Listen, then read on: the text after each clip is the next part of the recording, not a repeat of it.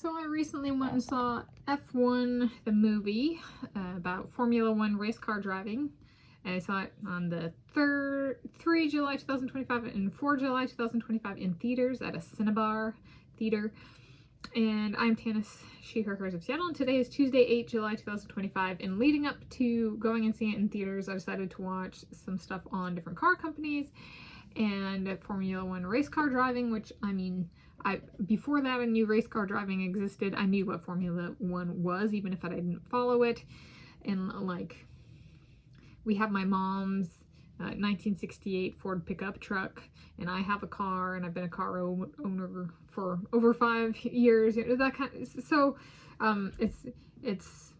we did go-karting when I was a kid, that kind of stuff. So I did a little background, and when I saw the movie, I understood the format of the car racing, and I was like, this is unusual. And I say that because I wrote and published about kind of aquatic sports at the highest level for a number of counted years, and it was one where it was like, I have over 10 consecutive seasons of competition experience in aquatic sports. Okay, so something I knew fairly well from competition experience. And I was watching the car racing stuff, and I was like, I understand this, and I have not ever raced in car racing. And I was like, well, the format of multiple laps, I do know. I'm a middle distance runner. I competed in 800 meters in high school, track and field for one season, but I've been a road runner, and a runner more specifically. I started in January 2006 with myself as my coach. And so I was like, and it's a sport where there can be crashes and that kind of stuff. Like and the sharing of the lap space is the same for middle distance running and like Formula One and Le Mans race car driving. And so I was like, can I understand middle distance running through race car driving, or through car racing? And so I was like, okay, Formula One. It's a 2025 film, F1 the movie. It is about Formula One race car driving, or car racing. And so that one would kind of be, so it consists of, at least as depicted, a number of Grand Prix events over multiple locations, so kind of a Grand Prix circuit. And I was like, each of those would be like the 1,500 meters run in middle distance running.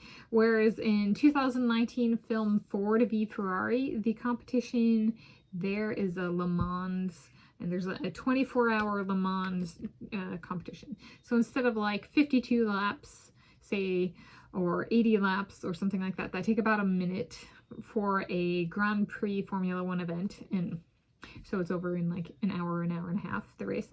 For a 24-hour Le Mans race is 24 hours. It's like, okay, so that one's gonna be more like a marathon, and that's even on par, like, you know, almost approximately 24 hours, right? And the 1,500 meters is approximately 1 mile, so you're like, or approximately 1 hour. So they cover, there's correlation there, in that sense.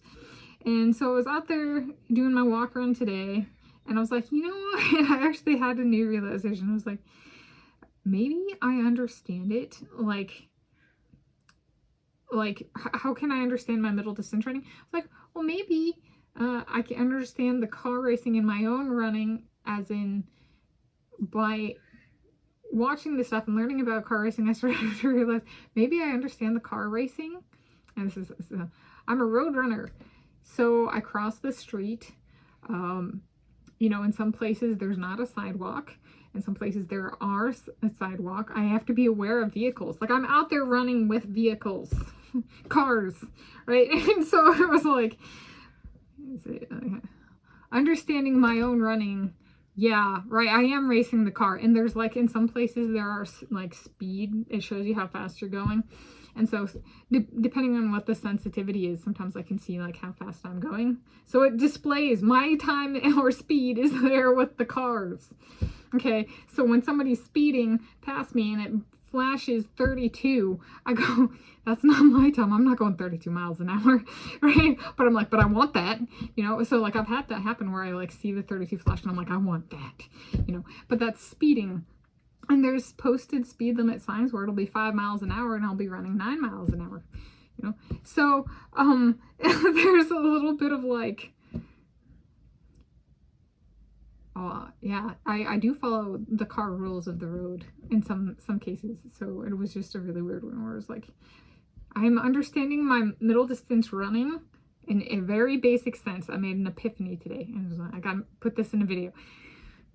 This video, I went from thinking that the only thing that correlated in understanding car racing from a running perspective is competition experience. And today I was like, you know, the reason that might have been so much more straightforward for me to understand than a quad experience with far less competition experiences, my running training, not my running competition, right? Because 100% of my running for 2022, 2023, 2025 kind of years has been, since past, 100% of that running has been on the road, right? You know, in a space shared with vehicles, with cars. So I was just kind of like, phew, the epiphany made of like, maybe it's this, right? And that's why people at the like top, quote unquote, middle distance running don't make those connections necessarily.